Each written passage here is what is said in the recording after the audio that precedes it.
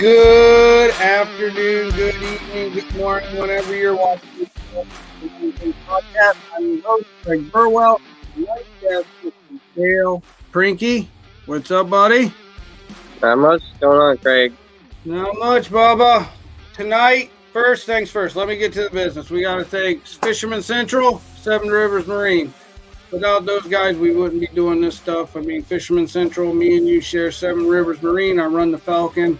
F-20 Predator, one of the baddest boats. And no, those guys support us, and we just kind of give them a shout out because if you guys need anything in the fishing industry, like as in a boat motor, Seven Rivers Marine, or if you need tackle, Fisherman Central. And if you're not in Ohio to check out Fisherman Central, check them out, fishermancentral.com.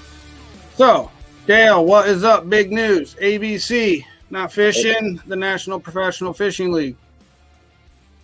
No, we're doing the Fisherman Central Invitationals. Yep. And this is going to be good. We're going right off the bat. Harris Chain, January 11th. That's going to be a good one. We just came from Kissimmee, and then we're headed to where?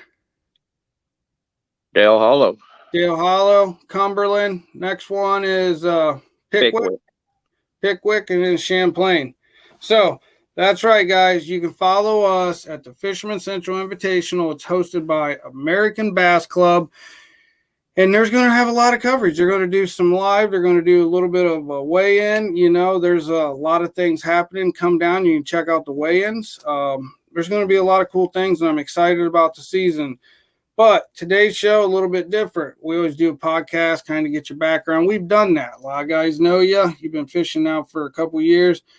And tonight we're going to talk about jig fishing.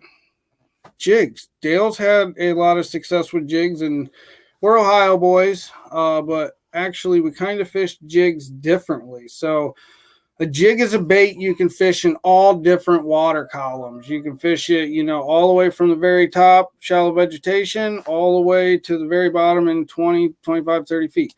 But we're going to start off. Dale Prinkey had some success with the swim jig. And before I get there, I kind of went ahead and went over a few things. I want to go over the different jigs. First things first, swim jig, one of Dale's favorites right here. You can kind of see that right there. It's got the pointy head to it, weed guard. That one looks like a bluegill. I got it right here. You're going to see Dale's style here. You're going to see this one right here. It's just a white one. This is an Old Fart Lures swim jig. This one's got a copper hand tie on it. Super good. It helps those. I love it because it makes that skirt flare. And then you have a finesse micro. These are just finesse jigs. This is something I fish on like a spinning rod. I will fish it on casting rod, but only once in a while. It's like 3/16. It's like it. This right here, football head jig. One of the staples I like to throw here. This is an LBA bait stump monkey. They float. This all works out. This is a great color. And actually, Lake Cumberland, we caught them pretty good on that. And then you just have your standard flipping jig. You can see right there. We're going to go over the different trailers and what makes these jigs work and how they work. This jig doesn't act the same with like an old style chunk or something on the back of it. So those are pretty much all the jigs you can deal with, and it can be confusing, but first things first, we're going to tell you where you should fish them. We're going to list the jig, and then we're going to tell you where you should fish it, and we're going to start off with Dale, and he's going to talk us through the swim jig and how he fishes it and finds success. Dale? Yeah, all my swim jigs are all hand poured. I make all my own swim jigs, so it's just a basic chunk of lead. I do all my swim jigs. I usually do whiteheads. You're imitating bait. Every now and then we'll do a green pumpkin, bluegill imitator. But when we were in Harris 2 years ago with the NPFL, and that's why I'm so excited to go back, is this jig right here was a big component to getting a top 10 down there. I was just swimming it. You're looking for vegetation. Mm-hmm. It swims better than chatterbait or spinnerbait through any vegetation. So if you get some real thick vegetation, then this has got a whole lot less to hang up. Grab the grass, it'll just slide right through. You kind of pop it, does its little jerking around, and you're on your way. It gets through everything. Mm-hmm. But it can also be used very good around docks. And day 2 when we were at Harris, Mm-hmm. I looked back at my camera guy and said, "This is where I caught a couple good ones yesterday. This is my magic dock." And I skipped that jig all the way back to out the other side of that dock, got it about halfway under, and caught a 4-pounder. It was Mm-hmm. first Mm-hmm. fish of the day. It was crazy, but this jig will skip. Um, Trailer wise, I mean, I use a few different styles. Mm-hmm. Um, Strike King makes a menace grub twin Mm-hmm. tail. Mm-hmm. So you put it on sideways, it looks like it's got a fish swimming behind it. And one of the other ones, if you're looking for less action, is some of Craig's favorites, the LBAs. The Have LBA those. Cadillac. Mm-hmm. It's got less action, so it's more subtle. You get into fish are a little bit more leery. One of my favorites, though, I'd have to say, is the Reaction Innovation Little Dipper. Mm-hmm. And my colors, you just basically match your jig. I'll usually have this in all white. I'll throw a white trailer on the back of it. The color down in Florida was this white chartreuse. And Mm-hmm. I was throwing a chartreuse trailer on the back of it, just a regular swim bait. Usually I try to do like a regular swim bait, get that nice paddle tail. It also gives this jig will actually sit there and rock in the water like this as that thing's Nice. swimming. So it's very unique, and you know you can make these things for a lot less than you can buy them, but you can buy everything to make these right out Fisherman Central as well. Mm-hmm. Nice. Well, weed guards. So No, now how will you rig that? Show us how you actually rigging that, Dale. all right, well, you take. I'll probably be using this one next month, so we'll just rig it up. Actually, these skirts that I buy though too, they got this extra trailer on them. Mm-hmm. I'm not a big fan of it. I don't want that skirt touching the tail of the bait and causing it to not swim right. So I'll just take a pair of scissors, just like you do with any skirt, Yep. trim it down, even it up, and then with this particular style of hook, you see, hook's not like a regular hook that you see in most Like a swim jigs. wide gap. Yeah, it's a very heavy duty hook, Mm-hmm. but you'll just take your, I look at it on the bait. Mm-hmm. Now, the problem with these is I started making new ones with weed or with bait catchers on them. Mm-hmm. These ones don't. So I use super glue a lot because there's not a whole lot of meat that's going to go through this swim jig or through the bait. Mm-hmm. So I just nose hook it, take it maybe about ½ inch, 3/4 of an inch up. Now tell some viewers that might not know the tail up or tail down. Tail down. You want Okay. it to swim natural. So, Okay. and you know what? I've had a few guys that do rig it backwards and they catch fish too. So Nice. I've never had success like that. But I do know of a few people last year that's a little trick they were doing at Mosquito Lake. Nice. They were rigging their swim bait upside down. So, Yeah. But there's that thing right there will probably should catch me some fish down whenever we're in Harris. Heck And yeah. that- Now, rod, reel, line setup. If I was to go swim jig fishing in Florida or Mosquito Lake or any grass lake, what's my rod, reel, line setup? What am I looking for? What do I need to buy at Fisherman Central? I'm a caching guy. Yep. So they came out with a rod. I want to say last year before. It's a 7'4". It's a multi-purpose rod basically. It's got a nice bend to it. It allows you to get that wind up and get that tip flinging, so you can actually get a good skip out of it. Mm-hmm. So it's a 7'4", medium heavy, fast. Yeah. And you just need something that's going to have enough backbone, enough to give because I caught some big fish. And if you have too stiff of a rod, there's a chance that, if those fish decide to jump or pull real hard, there's a chance of them coming out or coming off, whether jumping and spitting the hook or just making that surcharge. Because we were there a little bit later during the year when we were there, so their mouths were kind of softer. So yeah, that's the other thing you gotta watch is you get too stiff of a rod, they'll try to dive right at the side of the boat and they'll just come unbuttoned, and it's because you pull the hook right through their mouth. So you want something that's got some tip to it. Line size, I think I was throwing like 14, 16. I usually stay around there. I mean, you can even go up to 18, but I think that median's about 16, 14, 16. Around docks, you probably do a little bit more because you want to be able to get those fish away from it. You don't want them getting tangled up in the docks. No. I had that one magic dock down there that I caught 5 keepers off of it the first day.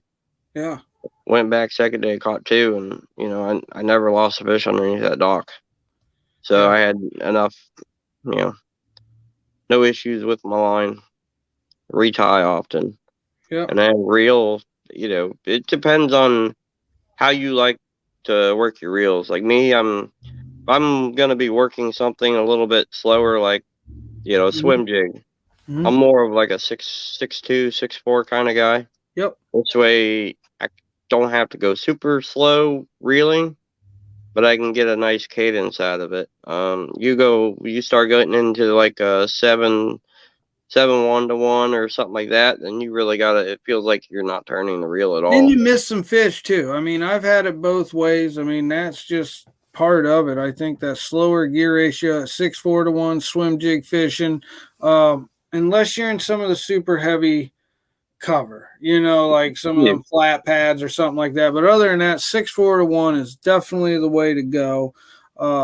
On that trailer. Now, once you get around the Kissimmee grass and all that, I wanted to get into the different trailers because we know the actions of all the trailers and what happens and how they fall. But just by like what Dale put on a paddle tail versus that minnow scrub is going to move. I mean, right here, LBA baits, ditch pickle right here. I flip that bait all the time. I'm always flipping that bait with just a little tungsten.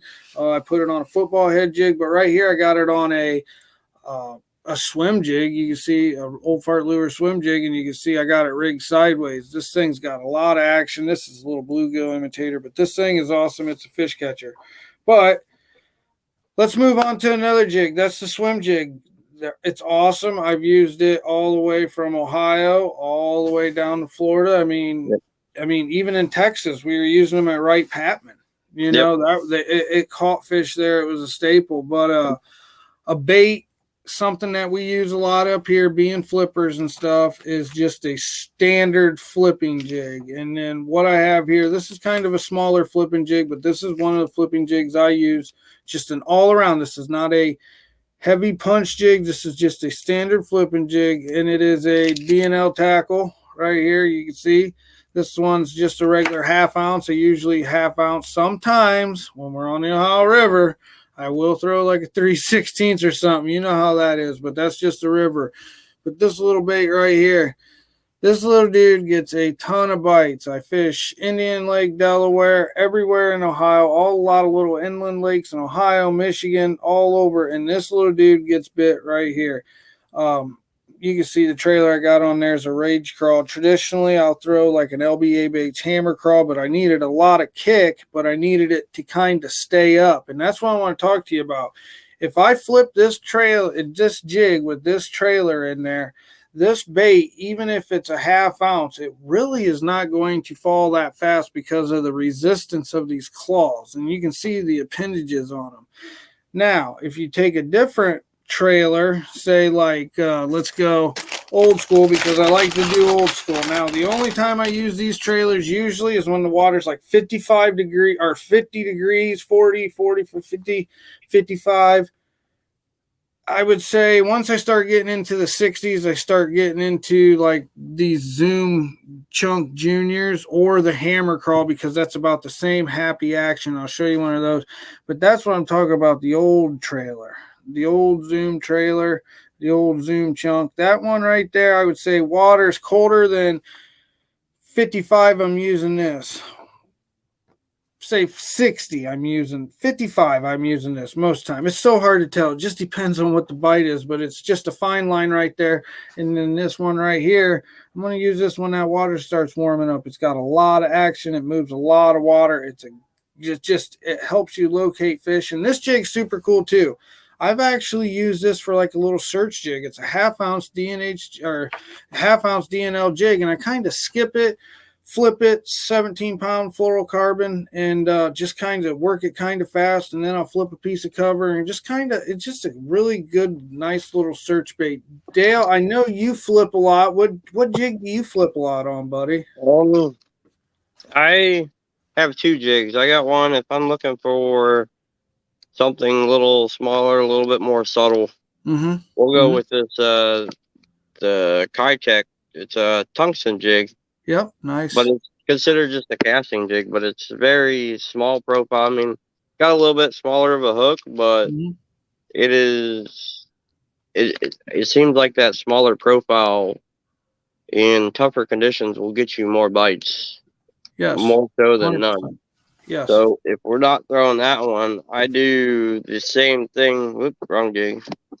I do the same thing. I take that same jig that I make for swim jigs, and I put, it's got a nice stout hook. We go with green pumpkin, blacks, and blues, and then we'll flip this. This thing, like I said, this jig skips so well. You get that trailer that's kind of a nice, sleek profile that the ditch pickle works really good on it. Yes, ditch pickle. Skipping way back up in there because it don't have all the extra appendages like that Strike King Rage Crawl does. So you can get more slide out of it than like a Rage Crawl or something that's a big, bulky, something with big claws or something. So I'll throw this. This thing flips grass really well, but it's just another homemade jig that I throw that I've got quite a bit of confidence in. So you got to keep it where your confidence is too. If you're more of a big jig, if you're a big jig guy, then you got more confidence in them, then more than likely you're gonna get more bites on them because that's what you feel confident. I agree. Me, you flip a lot of these small inland lakes like we fish. Yep. There's a lot of pressure throughout the years, and there's a lot of times when it helps to, everybody's talking about, oh, we're flipping jigs. Well, you go flip a jig right behind them, and if you're doing something just a little bit different, but like more finesse with this Kitech or some smaller trailer, or getting your jig further back up, you're fishing boat docks. The boat in front of you might only be going 2-3 feet back underneath that dock. If you could get that jig 3-4 posts back or all the way to the bank underneath that dock, you'll probably catch more fish right behind somebody. No, I agree. And I think this is something that you don't hear a lot about, but it's like you said, you're fishing docks, you're fishing seawalls, and you can hit a little laydowns, you can fish a little vegetation, you can swim it around this, do this. This is just an all-around good bait. I mean, you hit a little rocky point, you kind of bounce it off. I mean, guys, if you're not hip to fishing a jig and you have any questions, we will put contacts down below, social media handles for Dale and myself. But I want to move on from a regular standard jig that we flip into a football head. Now, this is what I use a lot up north here on the Great Lakes. We fish the football head a lot, and the same thing applies for the football head. The same actions, how far it gets to the bottom, what are you trying to do with the bait? This bait right here, you want to get it to the bottom. So you really don't want all those pingages. And one of my favorite all time, I mean, even on the flipping jig, on a football head jig, just any jig in general right here on this is this right here, the hammer crawl. As you can see, this has no little kickers, as the Rage Crawl has these little kickers at the bottom of it that kick out, stand out, and it really gets them going.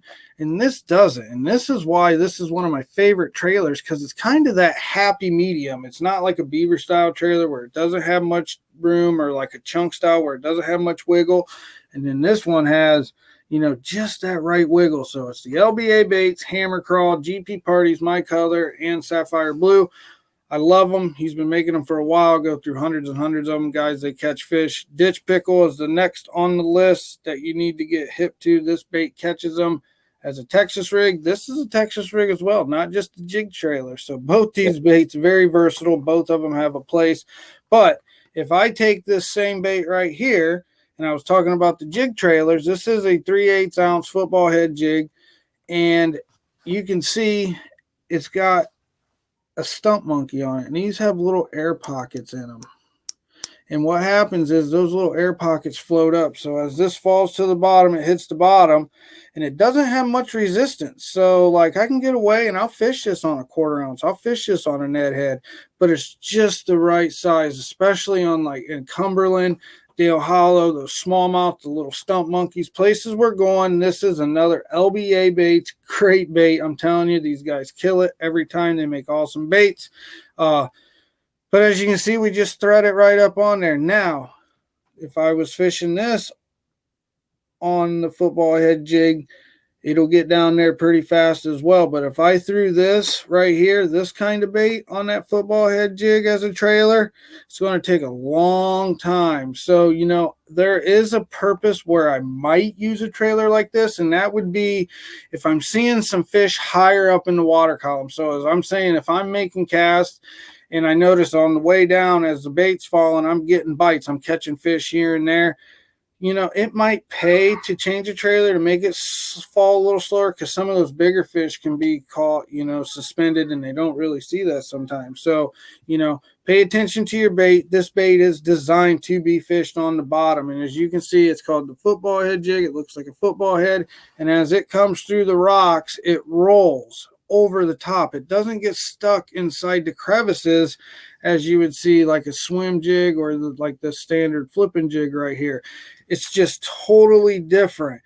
But this bait right here, I've caught a ton of fish on a football head jig all over the country, everywhere, upland reservoirs, all that. But the other bait we're about to talk about is like the finesse jig, and that's where I kind of use the finesse style. This to me is kind of like a power fishing sort of. I usually use a bigger jig than this, but I was fishing for some smallmouth. But you can see, awesome jig. Dale, you got any input on the football head? What do you like to do with them, buddy? Cast them out and drag them around. Absolutely. But I got a similar, my football jig is similar. Yep.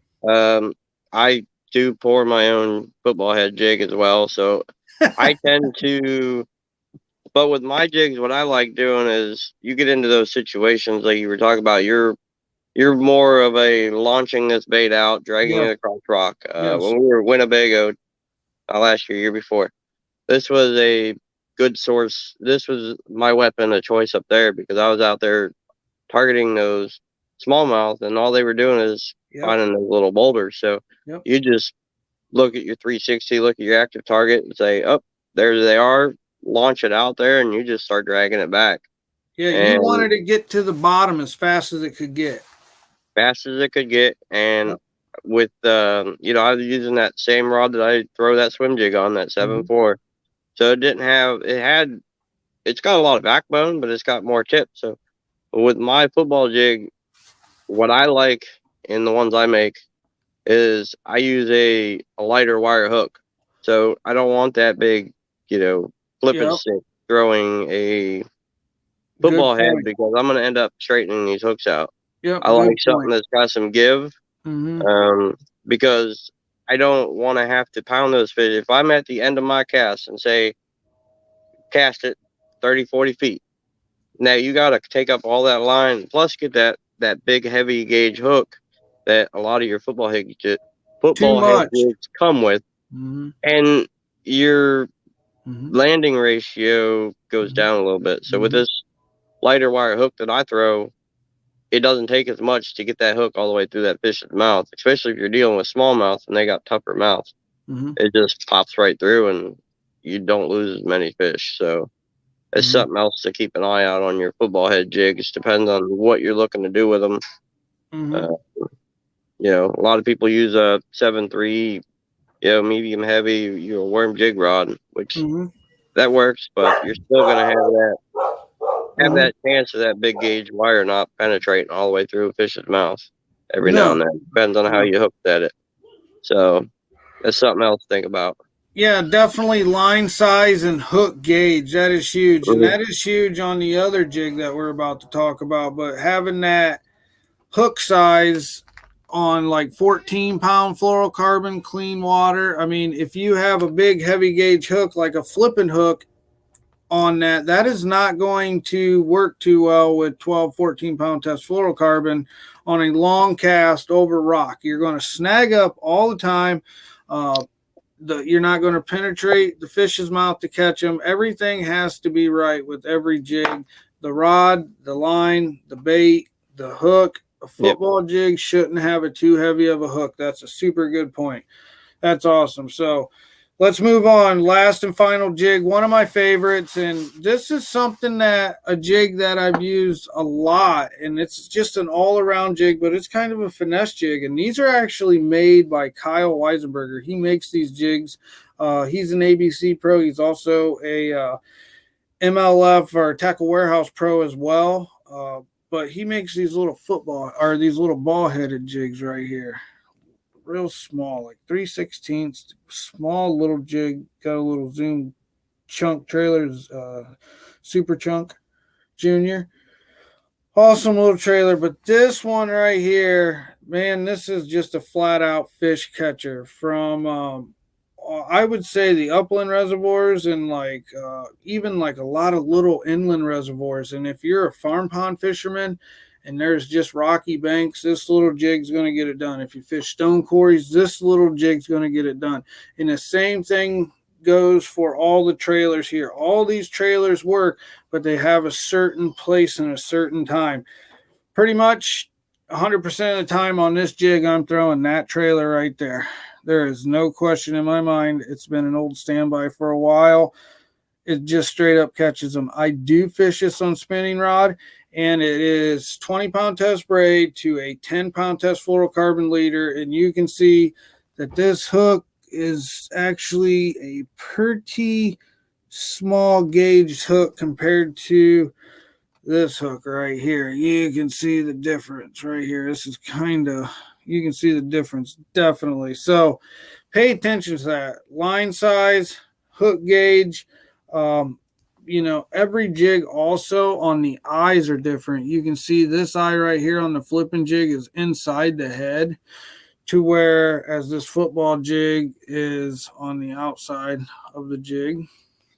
And so is every other one. But I'm trying to see how a swim jig eye goes like this.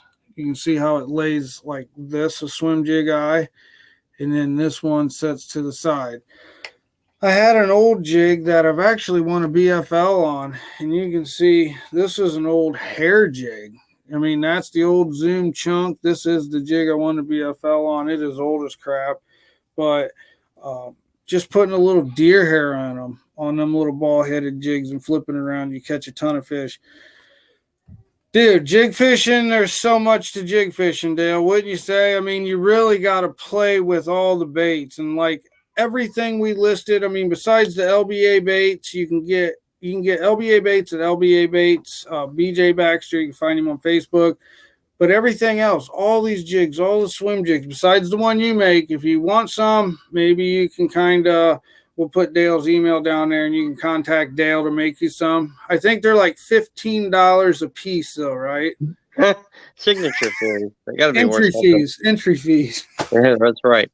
But Fisherman Central does have a good assortment of the stuff that you need to make them, though. They do have some of the dyes, the hooks for the do-it molds, the weed guards, the bait keepers that you can put inside whenever you pour them.